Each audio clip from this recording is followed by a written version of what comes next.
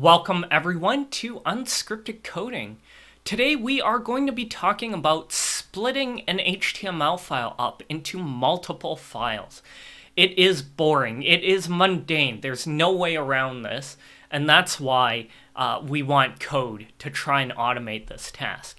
It's actually something I've run into over and over and over, and that's the reason why I already have a solution here.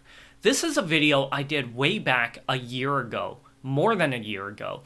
And you can see we use Python, we use Beautiful Soup to split open an HTML file. And today we are just going to make some minor modifications to this implementation and see where we go from there. Now, why do I keep running into this?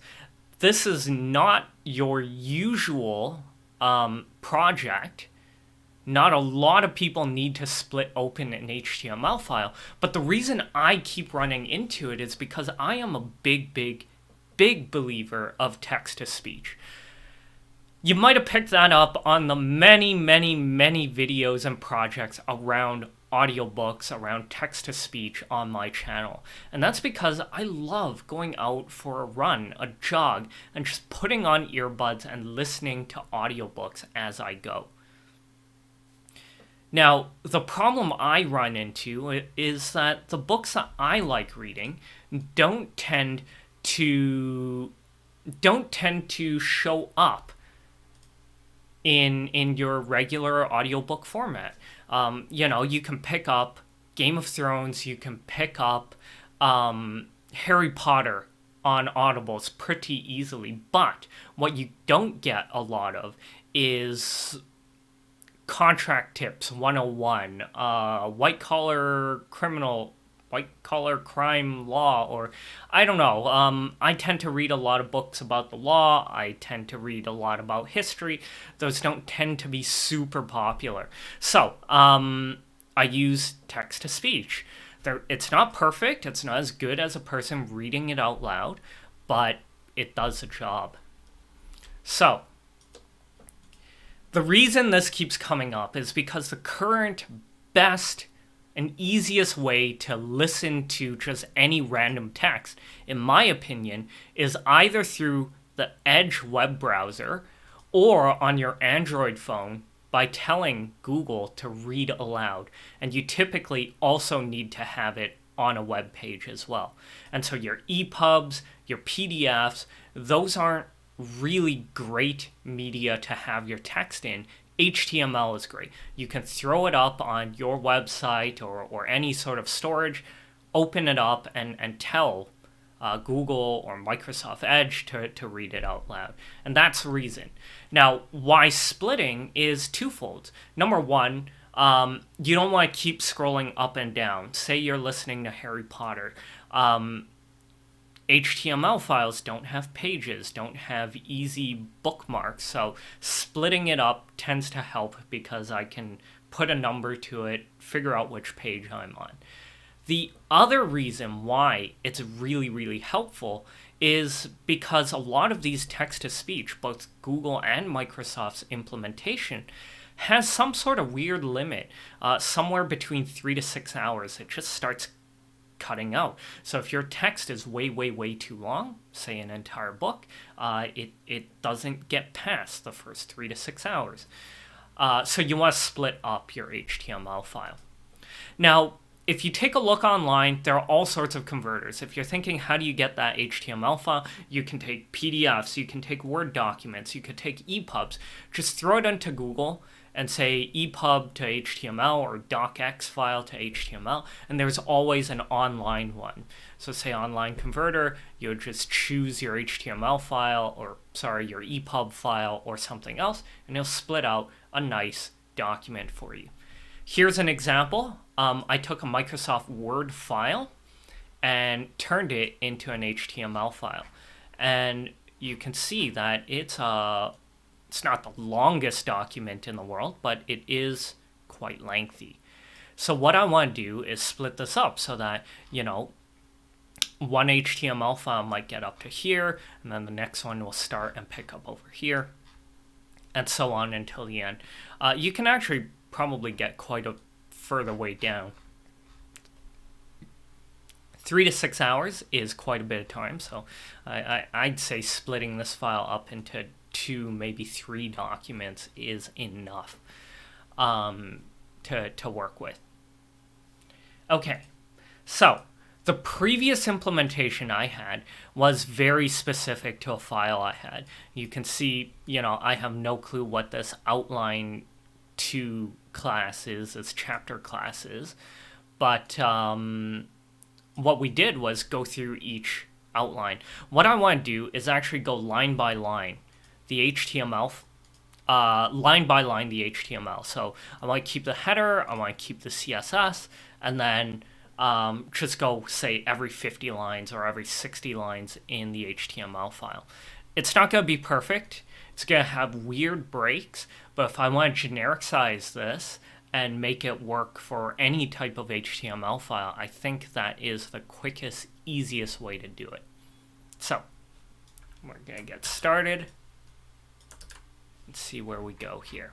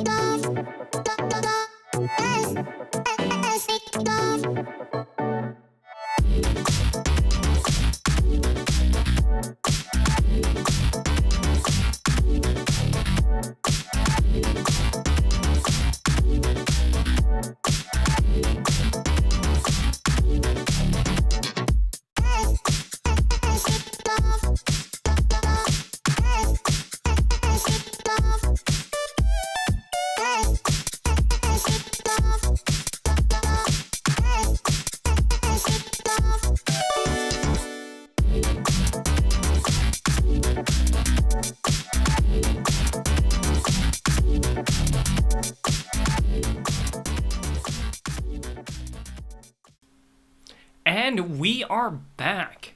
Remember again that this is the file we were looking at, pretty long. And what happened is I took this index.html file and I got 0, 1, and 2. These are much shorter documents. Well, somewhat shorter. I've applied a CSS style to them so they don't look as bland as this one. Not that I've done a great deal here, but you can see that where this one stops off, it's a shorter one. It continues here. You don't see the table of contents over and over, and then this last file just closing up is shorter than the other 2. So the idea is we've split the file into 3. Let's go through what we've actually done here. It actually took a little longer than I thought. Previously, we were just able to pull out chapters because we knew the structure of the file, but I want to do something much more generic. So just like before, we are using Beautiful Soup, which is a great package for Python to parse through and traverse through an HTML file. For us, there's really just 2 things we do. First, we open the HTML file. Of course, I've given it a hard name, index.html. Use a parser so that Beautiful Soup can understand it. And then what I've done is pull out the head and the body. I want to preserve the header information so that the same title goes through to each of my files. This 1,000 lines of code is just some CSS. I probably stole it off somewhere. That's not important for our purposes. Next, we're going to count 2 things. One is the index, which is the number of files we're going to have. So file 0, 1, 2, 3, 4, and however many we end up splitting it to. And we also go line count. So we're going to count through each line so that every 1,200 lines we split out to a new file. Next bit, pretty simple. If you know HTML, we're going to start a blank string called output. We're going to start it with the opening HTML tag. We're going to stick the header in there. We're going to stick our CSS code in here. And finally, we're going to open up the body as well. This is where the next part comes in. We're going to look line by line the body that we have. And we're going to split it up and basically append the line into this output string one at a time until it hits 1200. If it hits 1200, I'm going to take this out. Oops. What did I do here? There we go. If we hit line 1200, we're going to reset. We're going to save the file as it currently is, and then we're going to start all over again. So how this works is once it hits 1200, we're going to close off the body, then close off the HTML tag. We're going to write the file. It's going to be based on the index. Write it just like Python, write, and then close the file writer. We're going to reset the line count, and we're going to increment the index. That way we're prepared for the next file. Next thing we do is we do this opening up all over again. We're going to open up the HTML tag, put the header in there, put the CSS file, and then open up the body. And then we go all over again, keep counting the strings. Every time, of course, we loop through one line, we increase the line count, and we just loop over this, building HTML files that are taking 1200 lines of the body every single time. 1200, 1200, 1200. And then at a certain point, chances are you're not going to have a perfect 1200 and then 2400 line file. There's going to be some stragglers. This one was about 500, 600 lines of stragglers. And so once that all ends, because it hit the last line, we're just going to close out the last item. I don't think we need to change line count here. We're just going to close up the body, close up the HTML file, and then write the final file. And so that's all there is to it. It's incredibly simple. And I think it will work with a lot of different HTML files that I'm going to pick apart. Now, fair warning, this is not necessarily the best way to do it. I couldn't care less because most of the documents I'm going to do are PDF files, Word documents, and EPUB files. They're not going to have very sophisticated HTML files, but you can imagine that the browser would be trying really hard to figure out what's happening, because this method of just pulling out line counts is going to leave a lot of tags that are opened and not closed, or there will be closing tags but no opening tags. Now, web browsers today do a really good job of trying to filter those and figure out as best they can, but it's a very imperfect way of doing it. Now, if you saw some of the issues I ran into, Beautiful Soup actually doesn't spit out strings. When I took out the body, it had all of the child things under it, so different tags like P or H1 or some other tags along the way, and some of these can be one-liners, so there might be an H1 header, and then there might be a P that encompasses, a whole chapter or two chapters of the document in one tag. And so I decided I much prefer the line count for my purposes. But if you are running into an issue where those tags are not closing and opening properly, you want to use Beautiful Soup. You want to pull out, say, the first 5 child elements we're going to split into a file, and then the next 5, and then the next 5, and then the next 5. You'll have files that vary very drastically, but you're going to have a nice, clean file that's much better done. Different decisions. Again, this is really for me, so I'm going to be taking these files, putting it on my personal website, listening to it, then deleting it. Formatting, not so important. None of that is really important. I just need text on a page.